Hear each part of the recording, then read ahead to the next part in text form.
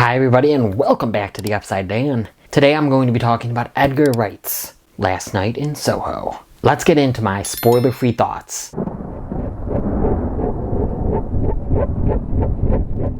An aspiring fashion designer is mysteriously able to enter the 1960s, where she encounters a dazzling wannabe singer.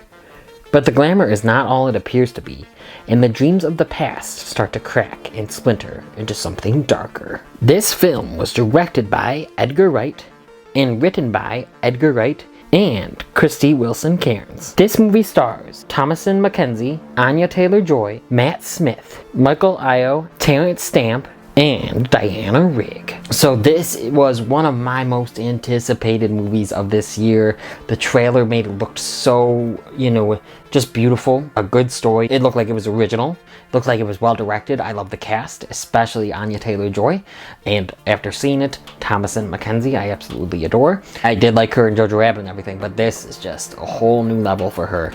I went into it for a back-to-back feature with Antlers, so it was Last Night in Soho first and Antlers second. What a great start to a double feature, to be honest. This movie is really original and very well directed. Whew, there is some great cinematography in this film. I absolutely loved the editing. And I mean, I'm not one to usually point all the specific technical stuff out unless I really notice it. Sometimes I do. This editing here, whether it's the sound editing, the actual video editing, the special effects, the practical effects, whatever it is, it looked so beautiful, so mesmerizing. This is what I love about film, or one of the things I love about film. There's just some great filmmaking here. I thought that the editing was top notch because you have the dream sequences. Sometimes it's Thomasin McKenzie and then she looks in the mirror and it's Anya Taylor-Joy. Sometimes it's Anya Taylor-Joy dancing and then it switches to Thomasin McKenzie. And sometimes it's, vice versa. It goes any way. Sometimes you see someone in the reflection of water. You see the other person. It's just really well done. They did a great job here. And another aspect I want to talk about is the score. I thought that the score was so good. I love the song Downtown, and there was plenty of other good songs as well. But Anya Taylor-Joy actually performs Downtown in this, and I thought she did a really good job. And I really love that song. So the soundtrack, the editing was just really top notch here. And of course the acting. Thomasin McKenzie and Anya Taylor-Joy gave two of my favorite performances of the year. I'm not even kidding. They did a really good job here. Thomasin McKenzie definitely has what it takes to be a leading lady. I really think that. I've always known that about Anya Taylor-Joy.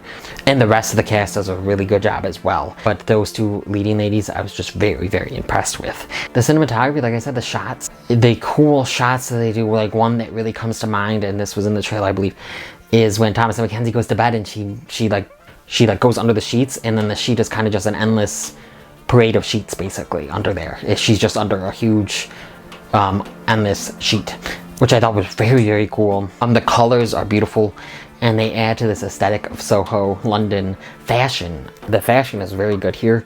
I love the pink outfit that Anya Taylor-Joy was wearing. I love her hairstyle. I just love the aesthetic and the feel of this movie. And it made me want to go to London, made me want to go to Soho, made me want to go to 1960s London. Obviously, I cannot do that. It's one of the movies. There's movies everywhere that make me want to travel somewhere. This is one of them that makes me want to travel somewhere. There's movies that make me want to eat different things, just try different activities. And this is one of the movies that just made me want to go to London. I mean, I've always wanted to go to London anyway, but this upped that for me. And I thought the storytelling was pretty good as well. I do think that people might think the third act is a little cliche. I only thought a little bit.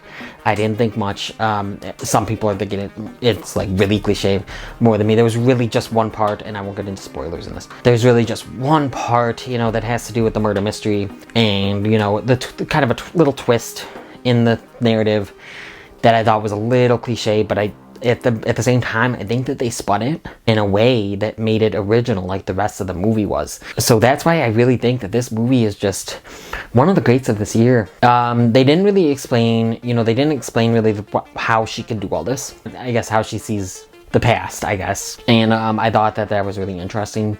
But they didn't really delve into it too much. I didn't really think about it until after. So please, before I get to my score, just comment down below. What did you think of Last Night in Soho?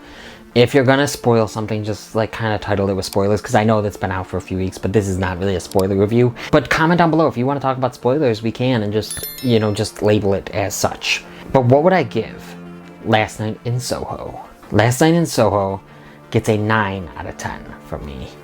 That's a 9 out of 10 for Last Night in Soho. If you liked what you've seen here and you want to see something else, click around here to see something else. Please, please like this video, comment on this video, share this video with the movie fans in your life, hit that notification bell, subscribe, and come to the Upside Dan.